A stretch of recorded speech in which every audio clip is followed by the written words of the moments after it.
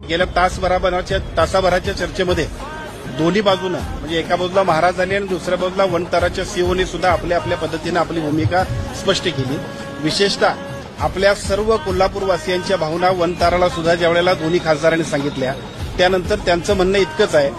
की वनतारा हे सुप्रीम कोर्टाच्या आदेशानं त्यांच्याकडे हा आपल्याकडचा जो महादेवी हत्तीनं आपली सुपूर्द केली याच्यापेक्षा त्यांचा त्याच्यातला रोल शून्य आहे. आपण या संदर्भात सुप्रीम कोर्टामधले ज्या काही लिगल प्रोसेस असतील त्या लिगल प्रोसेस करा. त्याला अपेक्षित सहकार्य करण्याची जबाबदारी वनतारातल्या सगळ्या यंत्रणेची सुद्धा आहे आणि ते सकारात्मक पद्धतीनं इथं विशेषतः त्यांनी एवढी चांगल्या पद्धतीनं आपल्या सगळ्यांना सहमती दर्शवली की जर आपण म्हटलं तर इथंच नांदेडच्या मठामध्ये सुद्धा वनताराचं एक युनिट आपण सुरू करू की ज्याच्या माध्यमातून तुम्हाला अपेक्षित असणारं जी आपल्याला हत्ती इथं पाहिजे आहे त्याच्याबद्दलच्या स्पष्ट आपल्याला सूचना कोर्टाच्या आल्या की ताबडतोब आपण या सगळ्याच्या बाबतची पूर्तताही करतो.